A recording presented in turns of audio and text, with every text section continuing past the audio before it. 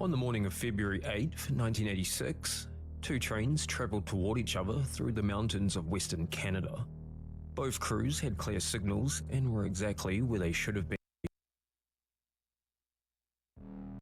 Last one, y'all. This is the last one. Then we're gonna get into some gameplay.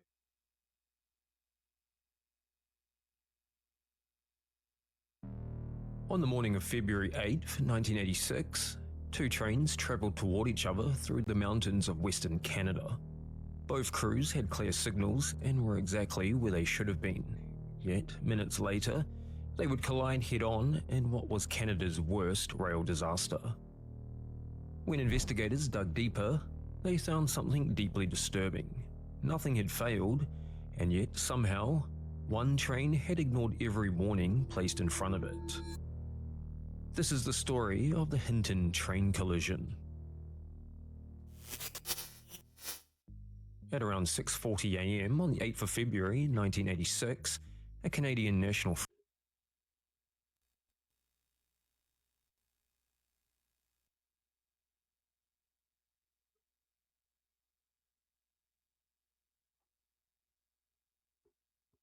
freight train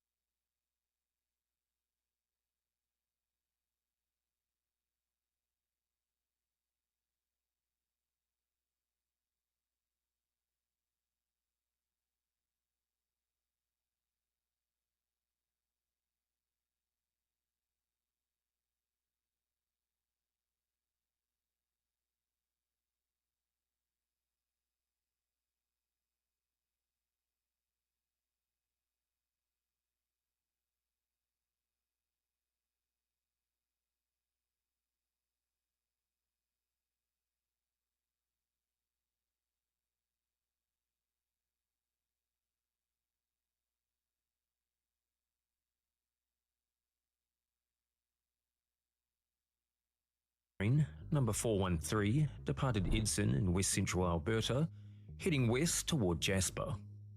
Consisting of 3 locomotives and a whopping 115 freight cars, stretching almost 6,000 feet, it carried grain, sulfur, pipes, and tank cars with industrial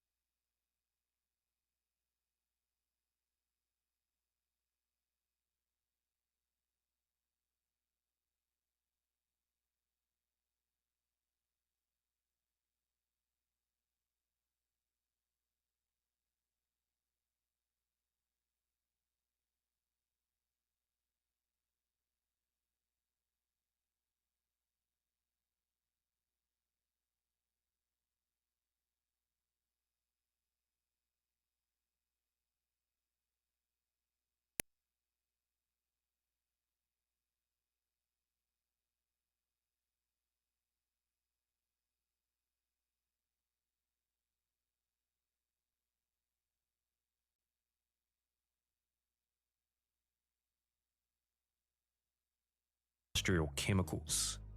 The locomotive engineer was 48-year-old Jack Hudson. The brakeman riding up front with him was 25-year-old Mark Edwards. At the rear of the train, riding in the caboose, was the conductor, 33-year-old Wayne Smith.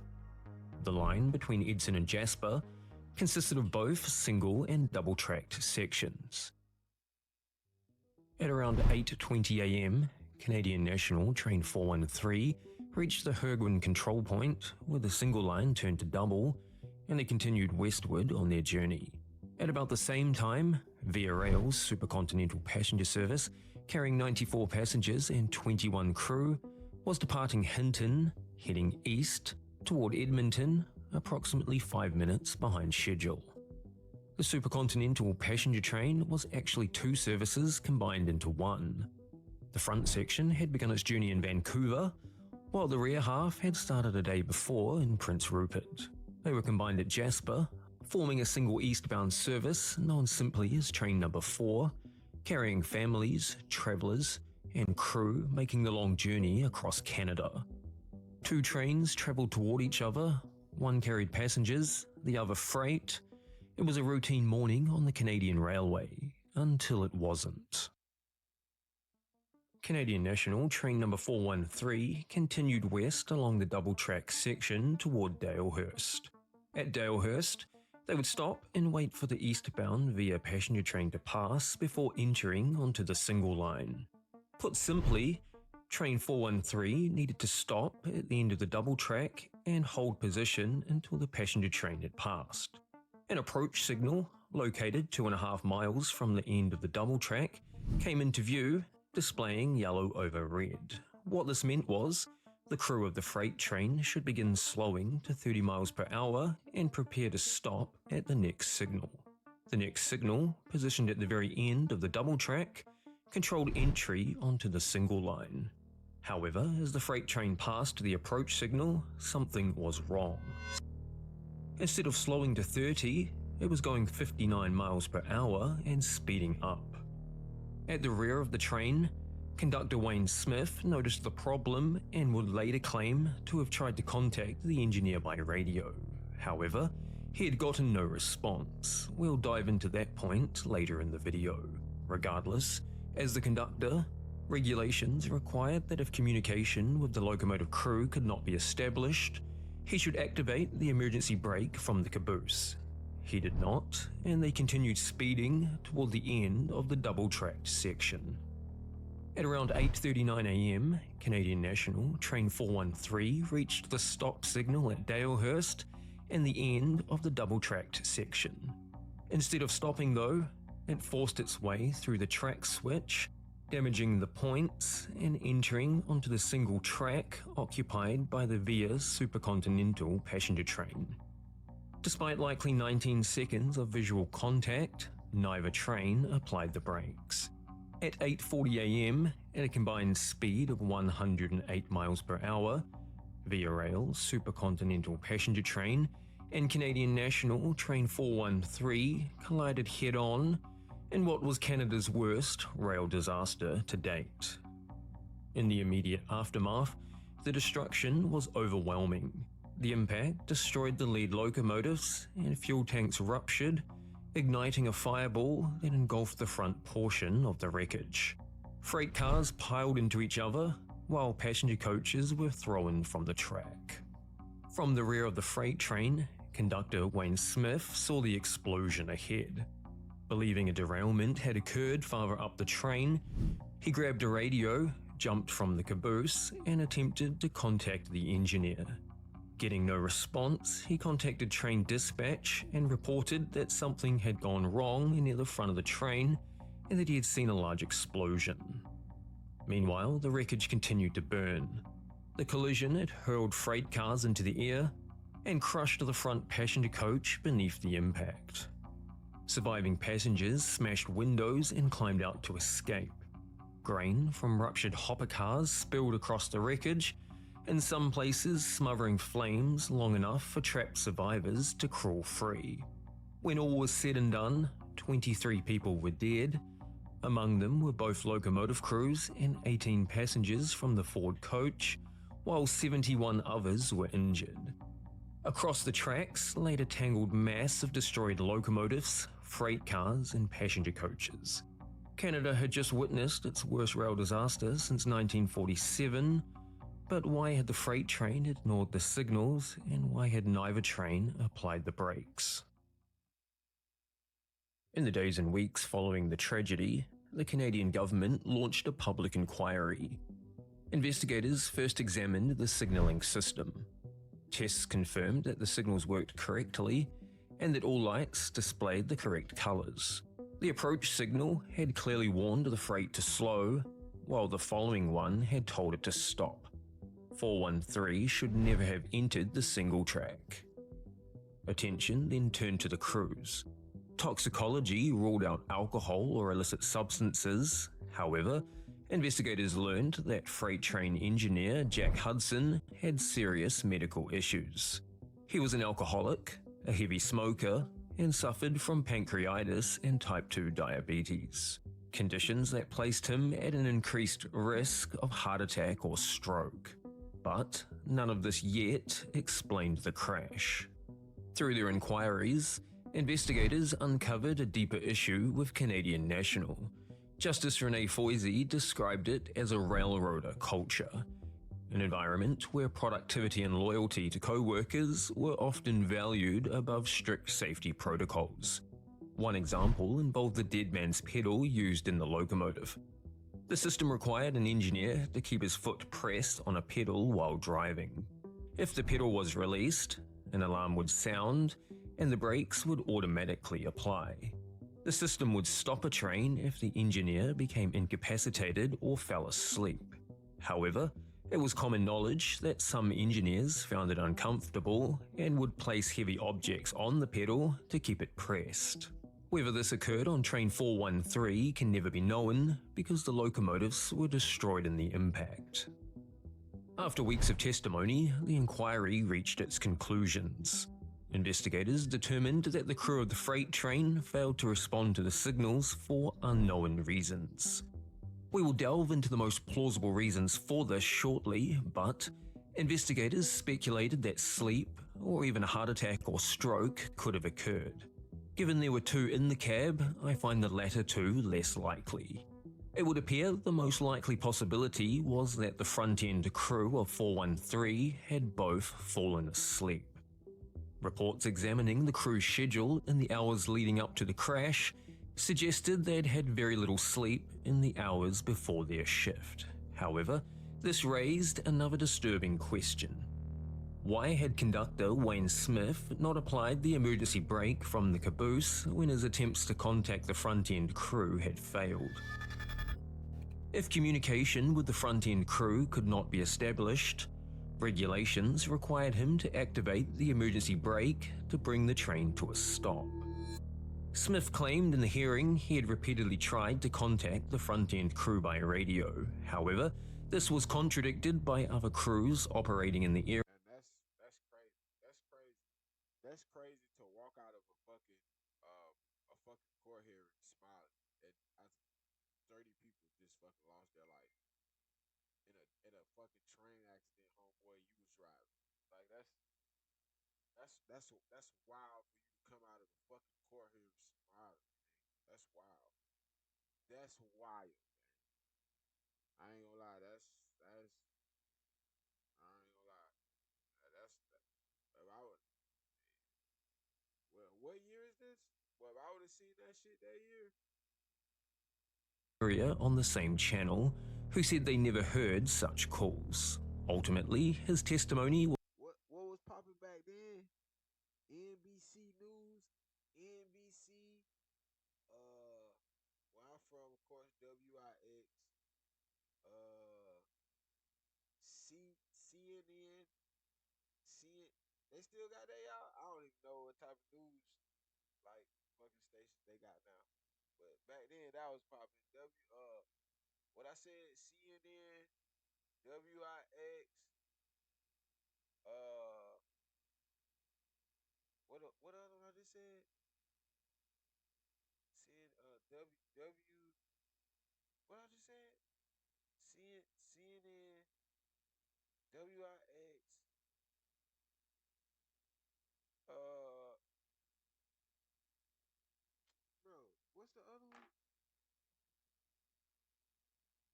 Anyway, I'm about to get off topic. Anyway, um, yeah, I would have been slamming the fuck out of his ass. was found unreliable, and the contradiction raised further doubts. Investigators were left to consider whether he had also been asleep. There was still one last mystery. Neither the freight train nor the passenger train had applied the brakes despite a probable 19 seconds of visual contact. No explanation for the passenger train not braking could be found, although, even if it had, it would have made no difference, and investigators stressed the VIA train was not at fault. In the end, the official cause of the accident was listed as crew fatigue and human failure, and no criminal charges were laid. The Hinton train collision remains one of Canada's most sobering and mysterious rail disasters. What happened inside the freight train in the final minutes may never be known. Whether the crew had fallen asleep, became distracted, or suffered a medical emergency, the answer died with them in the wreckage. That's all for today's video. If you found value in it, I'd love it if you subscribed and joined me for the next one. And as always, thanks for watching.